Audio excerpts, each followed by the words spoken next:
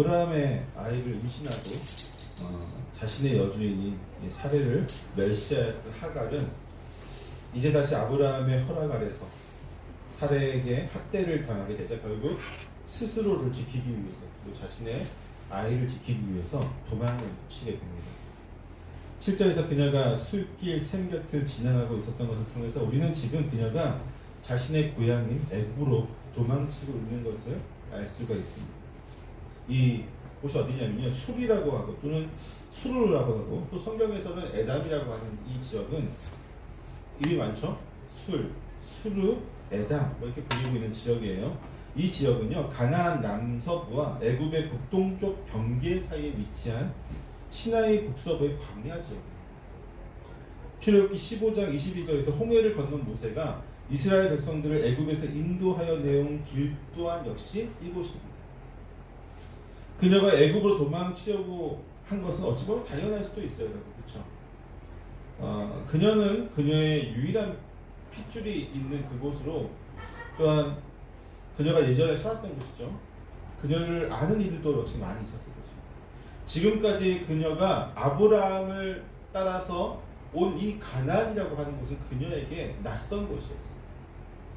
그녀는 이방인이었고 그녀는 어느 곳에도 정을 주지 못하는 낯선 곳이었습니다. 어쩌면 아브라함이 처음 그의 고향, 친척 고향 있는 집을 떠나서 가나안 땅으로 왔을 때처럼 그녀 역시도 매우 외로웠을 것입니다. 심지어 그녀의 신분은 뭐였어? 자유인이 아니었고 종의 신분이었죠. 주인의 명령에 순종해야 하는 것입니다. 그곳에서 어느 순간 내 이 가족이라고 하는 어쩌면 굉장히 큰 무리였죠. 아브라함의 큰 무리 속에서 가장 높은 신분을 가지고 있는 아브라함의 아이를 임신한 그녀는 내가 이제 아브라함 다음으로 가장 권세가 많은 여자가 되었다고 생각하게 되었을 것입니다. 그리고 이제는 어떤 정을 붙일 수 있겠다고 생각이 되었을지도 모르겠습니다. 그 시점에서 그녀는 아브라함에게 사실 제가 생각하기에는 사례에게 학대받은 것보다도 아브라함에게 버림받았다는 사실이 그녀에게는 더 힘들지 않았을까라는 추측을 해봐요. 왜? 그녀가 사례에게 모욕적인 언사를 행할 수 있었던 배경은 뭡니까? 임신했기 때문이에요? 아니에요. 아브라함이 있었기 때문입니다.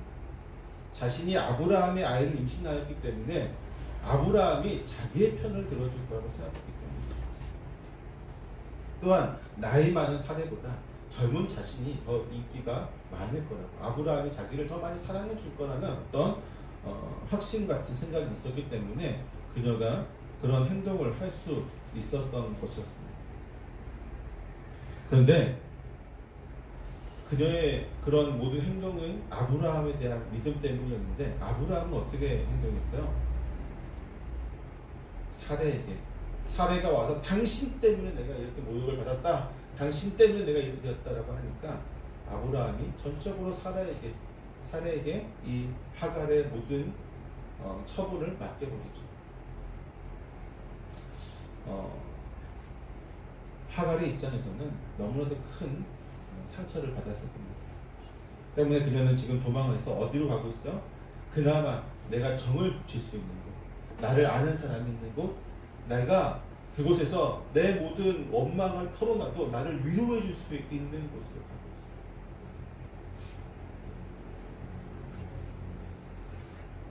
무엇보다도 하녀의 신분으로 낯선 가나안 땅에서 살아가는 것보다는 훨씬 더 평안과 자유를 누릴 수 있는 곳일 것입니다. 심지어 그곳은 어때요? 이 애굽은 가나안보다 더 풍요로운 곳이기도 하죠. 또한 어쩌면 어린 시절의 추억을 기억하면서 그곳을 행했을지도 모르겠습니다. 분명한 것은 우리가 지금 본문에서 알 수 있듯이 그녀가 지금 애굽으로 향하고 있다는 것이죠. 그리고 하나님은 하갈이 애굽으로 가는 것을 원하지 않으십니다. 여기 본문에 보면 이렇게 나옵니다. 8절에서 사례의 여종 하갈아, 여호와의 사자가 나타나서 이렇게 얘기하죠. 사례의 여종 하갈아, 내가 어디서 왔으며 어디로 가느냐. 근데 이 대답에서 우리가 알 수 있는 것 중에 하나 뭐냐면요, 이 물음에서 하갈의 대답을 보면은 나는 내 여주인 사례를 피하여 도망하나이다. 지금 그냥 어디로 가고 있어요? 애굽으로 가고 있는데 그거를 지금 여호와의 사자에게 말하지 않고 있어요. 어디서 와서 어디로 가고 있느냐? 하나님이 몰라서 그런 건 아니겠죠. 다 알고 물으신 거지만 하갈의 대답을 듣고 싶었는데 하갈은 지금 반만 얘기하고 반은 지금 숨기고 있는 걸 보게 되죠. 성경은 유독 애굽을 참 나쁜 곳으로 소개를 많이 합니다. 성경은 유독 하나님이 애굽을 미워하시는 것 같은 뉘앙스를 많이 보여요. 지금 이곳에서도 이 창세기를 쓴 사람이 누구예요? 모세로 우리가 대부분 알고 있는데 의도적으로 지금 애굽을 지금 표지하지 않고 있죠. 그렇죠? 제가 작가였다면, 제가 그리고 글을 쓰는 사람이었다면 자세하게 표현했을 거예요. 그렇죠? 지금 하갈이 이렇게 학대를 받아서 그녀가 지금 마음의 평안을 얻기 위해 그녀의 고향인 애굽으로 돌아가고 있었다. 이런 식으로 쓸 것 같은데 다 지금 술길이라고 하는 어떤 그 중간 길목을 은유적으로 표현하면서 그녀가 지금 애굽이란 말을 직접적으로 피하고 있는 것을 보게 되죠. 물론 이제 애굽이 이제 요셉과 더불어서 초창기에는 애굽으로 이주했던 이스라엘 자손들에게 큰 도움을 주었던 것도 사실입니다. 하지만 그곳에서 400년 동안 이라는 시간이 지나는 동안에 이스라엘의 후손들은 노예의 신분이 되었고요. 수많은 노동과 착취를 당해야만 했습니다. 또한 애굽을 나오는 과정에서 역시 애굽의 방해 속에서 하나님의 은혜가 아니었으면 나오는 것이 불가능한 것이었습니다. 이스라엘의 종교개혁을 이루었던 요시야 왕을 무기토에서 죽인 것도 누구였을까요? 애굽의 왕이었습니다. 또한 애굽에 대한 평가는요, 우상의 나라 또는 세상, 또는 실패의 장소로 표현되어지고 있습니다. 하나님은 지금 하나님의 선택하신 자녀인, 하나님이 선택한 백성인 아브라함의 자녀가 이 우상의 도시로 내려가는 것을 원하지 않으십니다. 때문에 하나님은 친히 지금 하갈을 만나러 오십니다. 더 정확히는 여호와의 사자를 그녀에게 보내어 만나게 하십니다. 하나님이 하갈을 만나신 것은요, 매우 이례적인 일이라고 할 수 있겠죠. 그녀는 애굽 여인이며 종의 신분을 가진 여인입니다. 그녀는 단지 하나님이 친히 선택하여 자신의 백성으로 삼으심으로 세상에 복의 근원이 되게 하신 아브라함의 자녀를 임신한 여인에 불과합니다. 그녀는 믿음의 계보에 이름이 올라가지도 않았어요. 단지 그 믿음의 계보에 이름이 올라간 사라라고 하는 여자의 종일 뿐입니다. 그럼에도 그녀는 지금 심지어 믿음의 계보에 이름이 올라가 있는 사라도 만나보지 못한 하나님을 직접 만나는 영광을 받고 있어요. 대단한 거죠. 심지어 하나님은 아브라함 때와 마찬가지로 그녀를 직접 부르시고 직접 찾아오세요. 그녀가 하나님을 부르짖거나 찾은 것이 아니라 사라의 학대를 피해서 도망쳐서 고향으로 가고 있는 중에 하나님이 일방적으로 그녀를 부르시고 일방적으로 그녀를 지금 만나주시고 찾아주신 것입니다. 즉 하나님의 강권적인 은혜가 지금 이 하갈에게 임하고 있는 것입니다. 그렇다면 하나님은 왜 하갈을 만나려고 하신 걸까요? 그녀의 처지가 불쌍해서일까요, 여러분? 아니면 아브라함을 선택하신 것처럼 그녀를 선택해서 그녀로 하여금 또 다른 하나님의 백성을 만드시고자 하시는 것일까요? 그것도 아니면 그녀가 아브라함의 씨를 지금 잉태하고 있는 것 때문일까요? 첫 번째는요, 즉 그녀의 처지가 불쌍해서라고 하는 것은요, 그녀가 지금에 처한 모든 상황이 사실 그녀의 모든 책임과 선택에 의한 것이기 때문에 이유가 될 수 없습니다. 물론 하나님은 그녀가 학대를 받고 도망치는 상황에서 그녀를 충분히 불쌍히 여기시고 긍휼을 베푸실 수 있겠지만 그녀가 학대를 받은 것은 그녀가 한 행동 때문이었죠. 그녀가 아브라함의 씨를 임신하고 교만하여져서 사례에게 모욕을 주었기 때문입니다. 또한 그녀가 지금 광야를 통과하고 있는 것은 그녀가 아브라함의 그늘보다는 고향이 더 낫다고 생각하기 때문에 도망치고 있는 것이죠. 전부 다 결국 그녀의 행동과 그녀의 선택에 의해서 지금의 일이 다 이루어지고 있습니다. 그녀의 선택에 의해서 고통을 그녀의 하나님이 책임져 주는 것은 사실 맞지 않죠. 그녀의 모든 선택에 의해서 지금 처한 상황인데 그걸 하나님이 대신 갚아주고 다 처리해준다? 심지어 그녀는 하나님의 백성이나 자녀도 아닌 상황에서는 말이 되지 않습니다. 그렇죠? 만약에 그녀가 하나님의 백성이었다. 그렇다면 하나님이 그녀가 굳이 부르짖지 않더라도 하나님이 책임져 주시고 잡아주시겠지만 그런 상황이 아닌 것을 우리가 잘 알고 있죠. 두 번째는요, 더욱 이유가 될 수 없어요. 왜냐하면 하나님이 그녀가 낳은 아들인 이스마엘에 대한 예언에서 말씀하여 주듯이 그녀의 아들인 이스마엘의 후손들은 하나님의 약속의 자녀인 이삭의 후손들과 대항하는 운명을 가지고 있기 때문에. 약속의 자녀가 누구예요?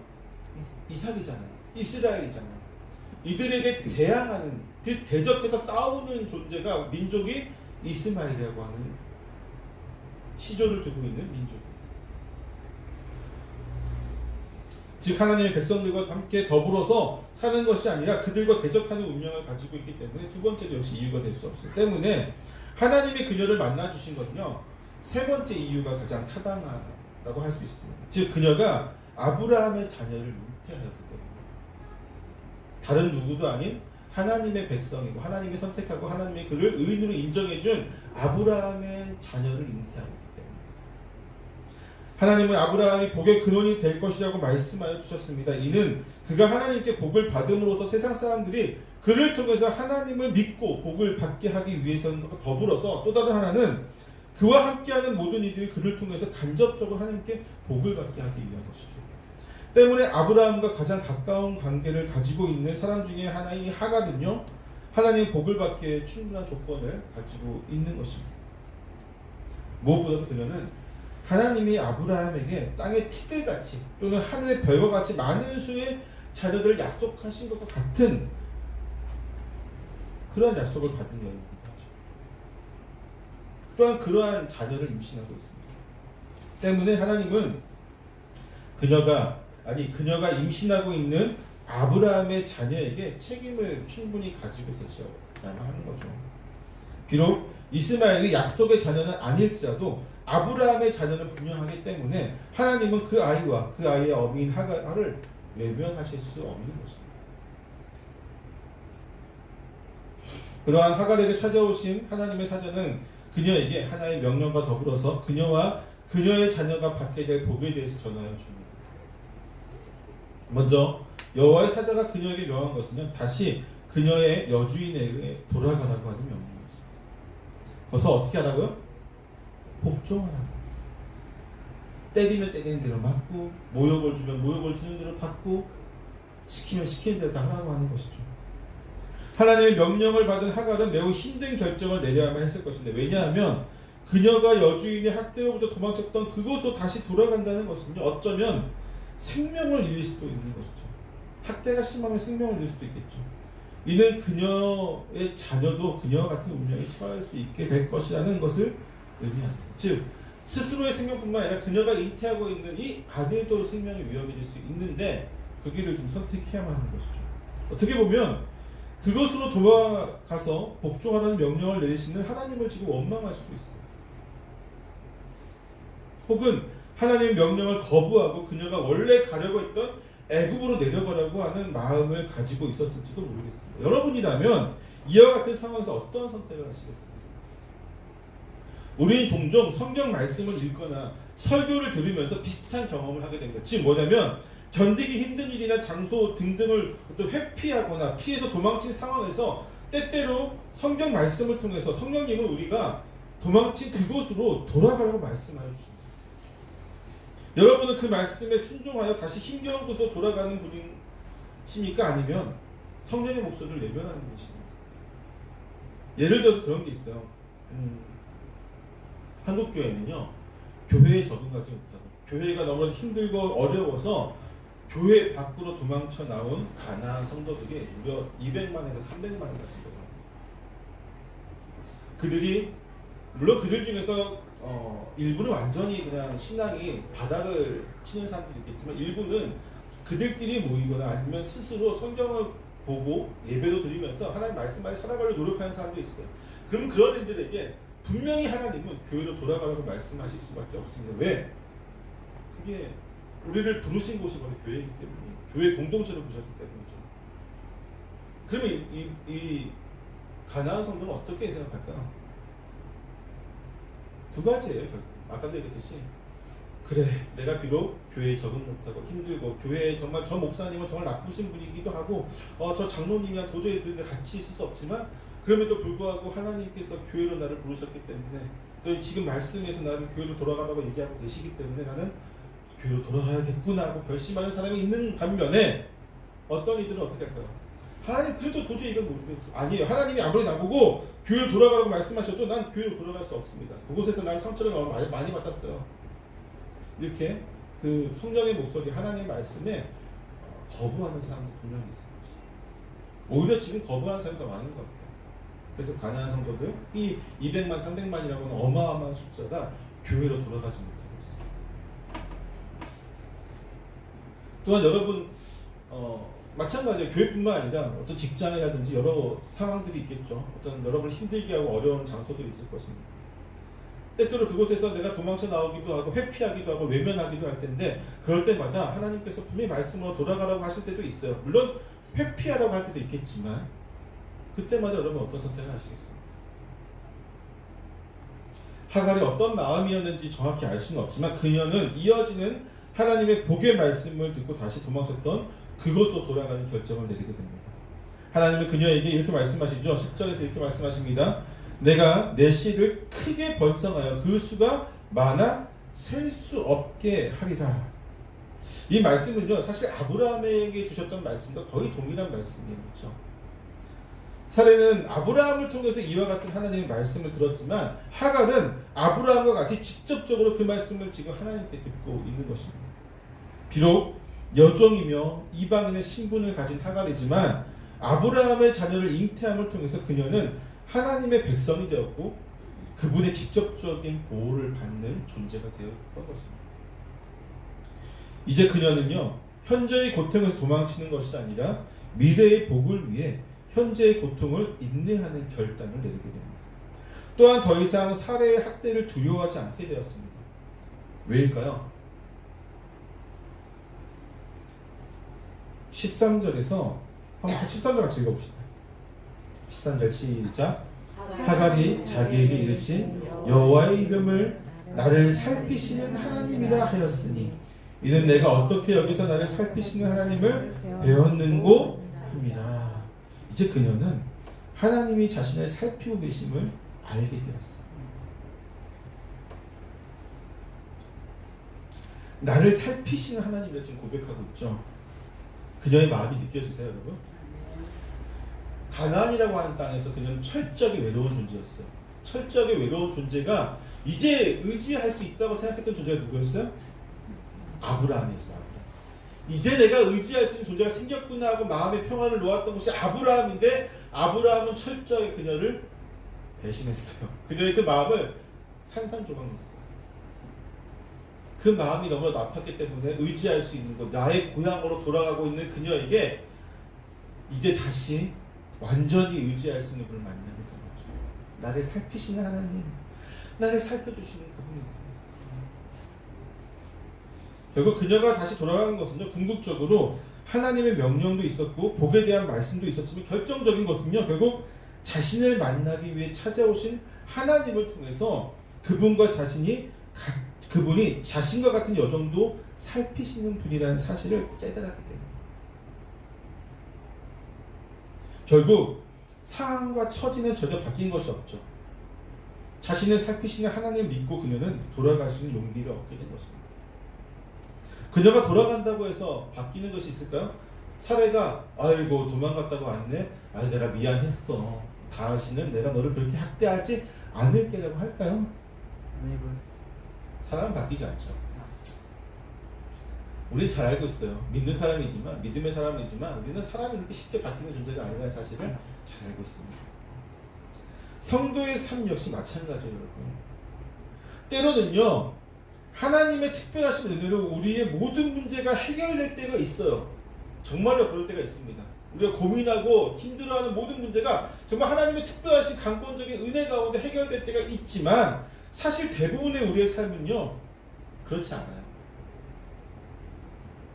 아무리 신앙생활을 잘하고 하나님 말씀대로 바르게 살려고 노력하여도 사실 크게 변화하거나 어떻게 드라마틱하게 역전되는 인생을 사는 것은 드뭅니다. 우리의 환경과 상황은 우리가 하나님께 부르짖고 있는 그 순간에도 우리의 몸과 영혼을 조여오고 있습니다. 때로는 구원의 실마리가 보이지 않을 때도 있고 희망의 빛도 보이지 않을 때가 있을 것입니다. 그때 우리는 어떻게 해야 할까요? 정말 너무 힘겨운 상황이 있어요. 내가 하나님 믿고 있지만 믿음의 길을 걸어가는 것이 나에게 너무 고통이 될 때가 있습니다. 조금은 타협하고 싶고 또 조금은 이들이 원하는 것을 내가 눈 감아주고 회피하고 도망치면 내 삶이 편해질 것만 같은 상황이 있어요. 그것으로 돌아가야 되는 상황인데 그때 여러분 어떻게 하시겠습니까? 도망치는 것만이 답일까요? 여러분 도망치는 게 답이라면 어디로 도망쳐야 될까요? 어디까지 여러분 도망쳐야 되겠습니까? 여러분 상황과 환경은요 도망친다고 해결되지 않습니다. 물론 도망쳐야 되는 상황이 있긴 있어요. 언제일까요? 성경에서는 도망쳐야 되는 상황에 대해서 한 가지를 얘기해요. 뭘까요? 우리 믿음의 종교개혁자들은 왕에게 복종하라고 얘기하면서도 왕에게 복종하지 말라고 하는 한 가지가 있었어요. 뭐였습니까? 기억나세요? 종교의 문제였어요. 하나님을 믿지 못하게 하는 왕이라면 그 말씀에는 복종하지 말아요. 근데 그 외에는 아무리 억울하더라도 다 복종하라고 가르쳤던 게 우리 종교개혁자들이죠. 저는 여기다 한 가지 더 얘기하고 싶어요. 종교의 문제에서 여러분 종교의 문제가 과연 걸려있다면 내가 주일날 예배를 못 드리고 있다면 내가 하나님 말씀을 온전히 믿음으로 생각하지 못하고 있다면 도망치는 것이 당연합니다. 도망쳐야 돼요. 온전한 믿음 생활할 수 있고 내가 하나님 앞에 온전하게 나아갈 수 있는 곳으로 도망치는 게 당연하고 두 번째가 어느 거냐면 생명의 문제 있을 때 도망갑니다. 내가 이곳에 있으면 진짜 죽겠구나. 당연히 도망가야 되는 거죠. 이 두 가지 외에는요 도망치지 말아야 됩니다. 더 정확히는 성도의 삶은 사실 도망치지 않는 삶이에요. 우리가 도망쳐야만 하는 때는 오직 그때뿐입니다. 그 외에는 도망치는 것이 아니라 오직 오늘 본문의 하갈과 같이 나를 살피시는 하나님을 믿고 의지하며 그 모든 고난을 이겨내는 것이 바로 성도의 삶이에요. 때로는 이 땅에서의 모든 사명이 끝나고 완전한 행복이 있을 천국을 생각하면서 이겨내는 것입니다. 자, 다시 한번 이제 말씀을 마치도록 하겠습니다. 여러분, 하갈은 비천한 여종의 신분이었습니다. 여러분보다도 못한 신분이었습니다. 여러분보다도 더 하나님의 관심을 받을 자격이 없는 존재였습니다. 때문에 하갈은 감히 하나님을 찾을 만한 하나님께 부르짖고 고백하고 하나님 나를 도와달라고 이야기할 만한 자격도 가지고 있지 못하다고 스스로 생각하고 있었습니다. 감히 내가 어떻게 하나님께 저분은 나랑은 아브라함을 지켜주시고 아브라함에게 정말 몇백 명의 군사로 수십만의 군사도 이기게 하신 그 하나님이시지만 나와는 상관없는 분이시오 라고 생각했던 게 바로 하갈의 마음이었어요. 하지만 그 하갈에게 하나님이 찾아오심으로 하갈은 나 같은 자도 살피시는 분이 바로 하나님이시구나 라고 하는 믿음을 갖게 된 거죠. 그리고 그 믿음으로 그녀는 다시 그녀를 학대했던 그 장소로 돌아가서 하나님의 약속이 이루어진 내 자손이 크게 번성하여 셀 수 없게 되려고 하는 그 약속이 이루어질 때까지 인내하고 견딜 수 있는 믿음을 얻게 된 것이죠. 여러분, 우리도 하나님의 복을 다 알고 있잖아요. 그렇죠? 하나님이 여러분에게 주시는 믿음의 복이 있습니다. 가장 궁극적으로 어디가 있어요? 천국에 대한 우리 믿음 소망이 있습니다. 그 외에도 우리는 신앙생활 가운데 수많은 소망들을 하나님께서 주신 소망들을 품고 살아갑니다. 그런데 환경이 확 바뀌지 않아요. 그렇죠? 우리가 약을 먹으면요, 감기가 어떤 질병을 걸렸을 때 이 약 하나만 먹으면 확 우리의 모든 증상이 다 깨끗하게 치료될 것을 기대하지만 그런 약이 있어요? 없어요? 없어요. 게임에서만 가능하겠죠. 게임에서는 물약 하나 먹으면 치료가 다 돼요. 그렇죠, 우리 지원아? 야. 근데 우리 일상에서는 그렇지 않습니다. 어떠한 약도 마찬가지예요. 심지어 우리가 지금 코로나 시대를 살아가고 있는데 백신 한 번 맞으면 끝이에요. 지금 몇 차까지죠? 4차? 5차? 뭐 그렇게 맞고 있는 상황이죠. 끝나지 않아요. 상황과 환경은 그대로일 때가 많이 있지만 결국 뭐가 중요한 거예요? 우리의 믿음이 중요해요. 내가 외롭구나 라고 하는 곳에 생각할 때에 이 장소는 나를 너무 힘겹게 하고 죽음의 고통이 있고 나를 학대하는 장소이지만 나를 살피시는 주님이 나와 함께 하시는구나 생각할 때에 이 장소는 그래도 견딜만한 곳이 되는 거예요. 견딜 수 있는 곳이 되는 것이고요. 견딜만한 곳이 되는 것이고 그 다음이 생각나는, 소망이 생각나는 곳이에요. 여러분에게 지금 삶은 어떻습니까? 절망과 희망이 없는 그 고통의 연속입니까? 아니면 그래도 견딜만한 곳입니까? 다시 한번 말씀하지만 상황은 바뀌지 않아요, 여러분. 그러나 우리의 믿음이, 우리의 소망이 우리로 하여금 이 상황을 이겨낼 만한 곳으로 만들어줄 것입니다. 왜? 전능하신 하나님, 그분이 나와 함께 하시고 나를 살피고 계시기 때문입니다. 믿으십니까? 기도하겠습니다.